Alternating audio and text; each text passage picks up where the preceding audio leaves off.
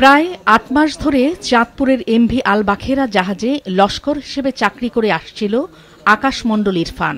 তার নানা অভিযোগ ছিল জাহাজের মাস্টারের বিরুদ্ধে।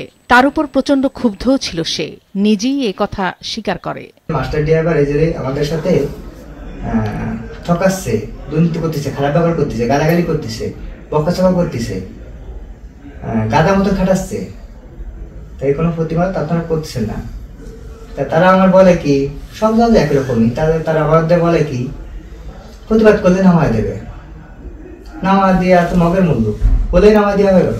ঘটনার দিন সন্ধ্যায় জাহাজে রাতের খাবারের তরকারির মধ্যে ৩ পাতা ঘুমের ওষুধ মিশিয়ে দেয়। খাবার খেয়ে নিজস্ব কেবিনে ঘুমিয়ে পড়লে পূর্ব পরিকল্পনা অনুযায়ী রাত ৯:৩০টায় প্রথমে মাস্টারকে জাহাজে থাকা চাইনিজ কুড়াল দিয়ে কুপিয়ে হত্যা করে আকাশ।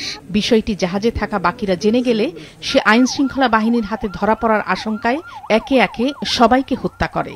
৯ জন স্টাফ ছিলাম আমরা, আমি বাদে ৮ জন। তাদের ঘুমের বুড়ি খাওয়াইছি আমি, ওই তরকারির মধ্যে মিশিয়ে ঘুমের বুড়ি খাওয়াই। আমি চাইনিজ কুড়োল ছিল মাস্টারের কেবিনে, চাইনিজ কুড়োল দিয়ে আমি সবাই এক এক করে হত্যা করেছি। পরদিন ভোরে সব জাহাজ গন্তব্যের উদ্দেশ্যে ছেড়ে গেলে আকাশ নিজে জাহাজ চালানোর চেষ্টা করলে মাঝির চর এলাকায় আটকা পড়ে। এ সময় পাশ দিয়ে যাওয়া একটি ট্রলারে উঠে পালিয়ে যায় এবং আইন শৃঙ্খলা বাহিনীর গ্রেফতার এড়াতে বাগেরহাটের চিতলমারি এলাকায় আত্মগোপন করে। সেখান থেকেই গ্রেফতার হয় সে পলায়নের পথ বেছে নেওয়ার উদ্দেশ্যে যখন গমন করবে তখন তার কাছে মনে হয় জাহাজের অন্যান্য সদস্যরা তার ব্যাপারে তথ্য দিলে সে পুনরায় দিত হতে পারে। তো আইন শৃঙ্খলা রক্ষাকারী বাহিনীর নিকট থেকে রক্ষা পাওয়ার জন্য সে ক্রমান্বয়ে জাহাজের অন্যান্য সকল সদস্যকে হত্যার চেষ্টা করে।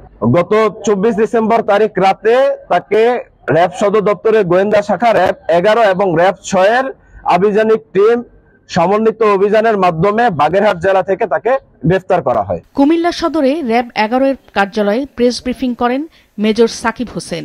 এ সময় আকাশের কাছ থেকে একটি হ্যান্ড গ্লাভস, একটি লেটো ব্যাগ, ঘুমের ওষুধের খালি পাতা, ৭টি মোবাইল ফোন এবং রক্তমাখা একটি জিন্স প্যান্ট উদ্ধারের কথাও জানান। নাদিয়া আফরিন, মাছরাঙা নিউজ ডেস্ক।